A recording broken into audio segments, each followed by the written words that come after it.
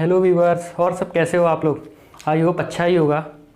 मैं यही बोलता हूँ डेली, इसका मतलब ये नहीं कि एक ही दिन में वीडियो बनाया हूँ, ठीक है। चलते हैं अगले क्वेश्चन पे। अगला क्वेश्चन क्या है, चेक वेदर 6 की power n can end digit 0 for any natural number. इसका मतलब क्या है, इसका मतलब ये है कि किसी की पावर n करने पे, n हमारा natural number 1 2 3 4 and so on होगा, तो क्या किसी उसका डिजिट इंड 0 से करेगा। मतलब क्या है, मैं समझाने की कोशिश करता हूँ। जैसे मान लो मैंने लिया 10, ठीक है। 10 की पावर 1 किया तो कितना आया, 10 आया। 10 की पावर 2 किया तो लास्ट में 100 आया।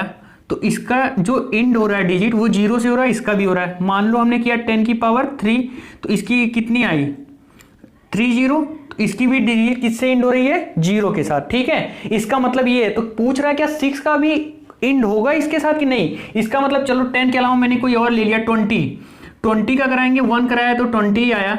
20 का स्क्वायर कराओगे आप तो कितना आएगा, 2 2 जा 400। देखो इसका भी डिजिट 0 से इंड हो रहा है।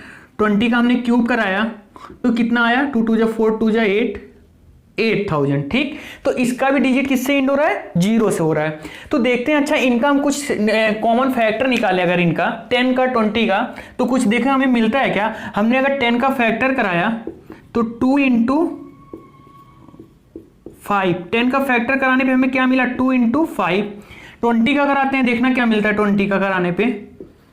20 का कराएं तो 2 10 2 5 और 5 1 जा 5। मतलब क्या हुआ, कहने का मतलब ये है, अगर हमारा कोई भी डिजिट 0 से एंड है, अगर पावर हमें लगानी हो उसकी, तो उसमें उसका फैक्टर 2 और 5 के टर्म में होना चाहिए। मतलब एक 2 और एक 5, ये जिसमें होगा उसका पावर हम कुछ भी लगा दें, 1 2 3 4 एंड सो ऑन कुछ भी, तो उसका डिजिट किससे एंड होगा, 0 से। तो मतलब हम क्या कह सकते हैं, हम कह सकते हैं for digit and with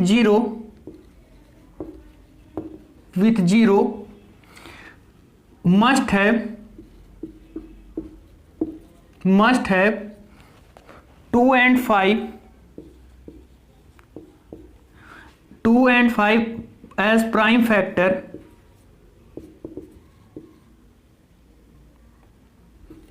factor of given number. इसका मतलब ये क्या हुआ, जिस नंबर के पावर पे हमें n लगा होगा ना, अगर हमें उस नंबर का फैक्टर कराने पे उसमें 2 और 5 एक मिल जाता है, कम से कम एक, तो उसका हम इंड कितना होगा, 0 होगा। बट अगर 2 और 5 उसका नहीं होता है तो हम क्या कहेंगे कि 2 और 5 नहीं है, इस वजह से इसका इंड 0 से नहीं हो सकता है, ठीक है। तो हम अपने क्वेश्चन को देखते हैं कैसे होगा। ये बात आपको समझ में आई ना। अपने क्वेश्चन में हम देखते हैं क्या है। हमारे क्वेश्चन में 6, हमारे क्वेश्चन में कितना है बाबू, 6 है। तो देखना 6 का, जब हम 6 का फैक्टर कराते हैं, 6 का आप फैक्टर कराओ। जब 6 का फैक्टर कराओगे तो 2 3 जा 6, 3 1 जा 3। देखो 2 तो है बट 5 नहीं है, तो क्या ये 0 से इंड होगा, नहीं होगा। क्यों, देखना प्राइम फैक्टर ऑफ 6 की power n,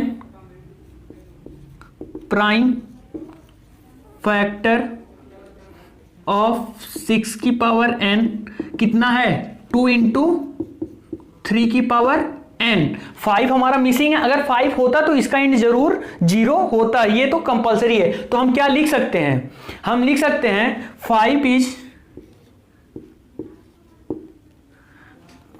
is not factor of 6 की power on n, sorry, digit end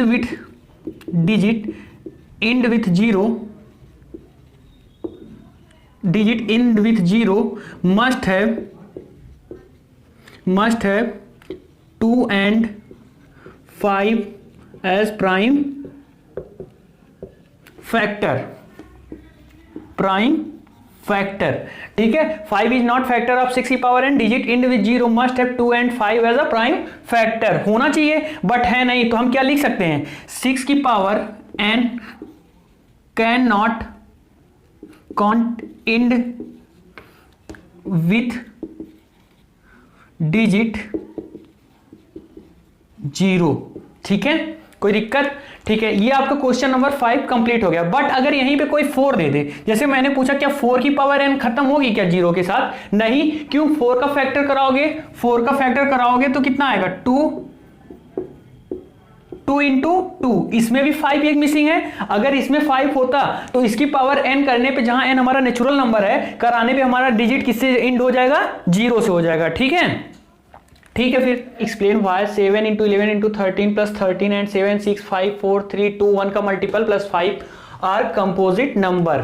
ये हमें एक्सप्लेन करना है, ये कैसे कंपोजिट नंबर हैं। तो देखना इसको हम कैसे एक्सप्लेन करेंगे, एकदम बिल्कुल आसान सा है। हम पहले आते हैं किस पे? पहले हम देखते हैं एक बारी प्राइम नंबर। प्राइम नंबर क्या होता है? प्राइम नंबर हमने आपको बता रखी है पिछली क्लास में, आप देख सकते हो, जिसका एचसीएफ केवल क्या होना चाहिए? 1 होना चाहिए। ठीक है, कैसे? जो या नंबर अपने आप से डिविजिबल हो या 1 से डिविजिबल हो। जैसे हमने बोला 2 3 5 7 9 10 तो नहीं हो सकता, 11 13, ये हमारे कैसे नंबर होते हैं? Prime number. और हमारे कंपोजिट नंबर कैसे होते हैं? कंपोजिट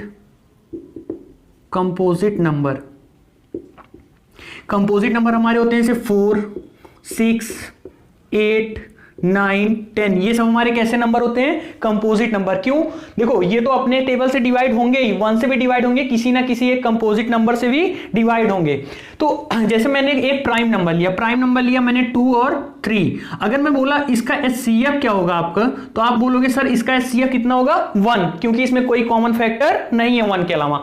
अगर मैं दो कंपोजिट नंबर ले लूं 4 और 6, 4 और 6, अगर 4 और 6 का एचसीएफ मैं पूछूं आपसे क्या होगा, तो आप बोलोगे सर 2 होगा। क्यों? क्योंकि देखो सबसे छोटा नंबर यही है, इससे ये भी डिवाइड हो जा रहा है और 6 भी डिवाइड हो जा रहा है। ठीक है, तो कंपोजिट नंबर में जो इसका कॉमन आता है, कॉमन फैक्टर अदर देन 1 होता है, बट प्राइम नंबर में इसका कॉमन फैक्टर हमेशा क्या होता है? 1 ही होता है। ठीक है, कंपोजिट नंबर में अदर देन 1 होता है और प्राइम नंबर में क्या होता है? हमेशा कॉमन 1 होता है। ठीक है, तो कंपोजिट नंबर है कि नहीं है, हम इसके बारे में बात करते हैं। इसको मैंने हटा देता हूं, देखना आप जैसे देखना ध्यान से, क्या समझा अब की बारी, क्या है आपका आंसर, क्या लिख सकते हो? 7 इंटू 11 इंटू 13 प्लस में क्या है? 13। अच्छा आप ये बताओ, इसमें से मैं 13 कॉमन ले सकता हूं कि नहीं ले सकता हूं? ले सकता हूं। ये हो जाएगा आपका, जब 13 कॉमन लोगे तो हो जाएगा 7 इंटू 11 इंटू 13, कॉमन चला गया 1 और यहां से 1। 13 आपका कॉमन हो गया कि नहीं हो गया? अगर आपका 13 कॉमन हो गया, ध्यान से देखना, हम लिख सकते हैं 13 is common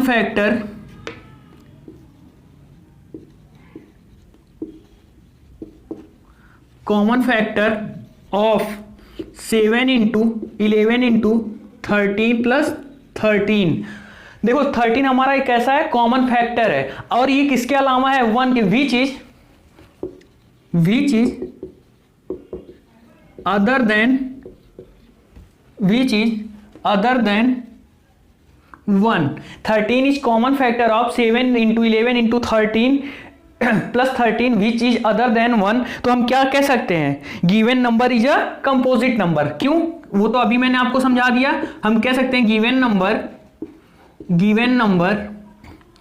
is a composite number. ठीक है, यही चीज हम दूसरे वाले में देख लेते हैं। दूसरा वाला हमें क्या दिया गया है? दूसरा वाला आपको दिया गया है, मैं यहीं पे दिखा देता हूं, 7 into 6 7 into 6 into 5 into 4 into 3 into 2 into 1 plus में आपका 5 है। 5 कॉमन दिखाई दे रहा है कि नहीं दिखाई दे रहा है? ठीक है, 5 कॉमन ले लिया तो ये हो गया 7 into 6 into 1 into 4 into 3 into 2 into 1 plus 1। जब हमने 5 कॉमन ले लिया तो हम क्या कह सकते हैं? 5 is a common factor of, ये नंबर था, विच इज अदर देन 1, तो हमारा गिवन नंबर कैसा हो जाएगा? कंपोजिट नंबर हो जाएगा। ठीक है, बात समझ में आई कि नहीं आई आपको? ठीक है, फिर क्वेश्चन नंबर 7 क्या कह रहा है? There is a circular path around the sport field. हम ध्यान से देखो, पढ़ते जाते हैं क्वेश्चन और फिगर बनाते जाते हैं। ये एक सर्कुलर पाथ है आपका। Sonia takes 18 minute to drive 1 round of the field. जैसे मान लो यहीं से स्टार्टिंग पॉइंट है, यहां से सोनिया चलना शुरू करती है, तो इसे एक राउंड कंप्लीट करने में कितना टाइम लगता है? 18 मिनट। ठीक है, ये इसको 18 मिनट लग गया। फिर कहता है while Ravi takes 12 minutes from the same for the same, उसी सेम पे चलता है। Suppose they both start at the same point and at the same time and go in the same direction. Ravi भी यहीं से चलना शुरू करता है, ठीक है, रवि भी यहीं से चलना शुरू करता है।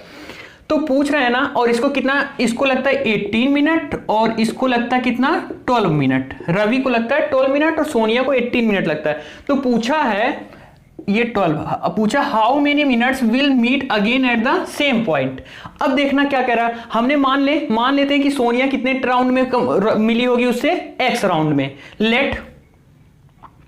Late Sonia meet Ravi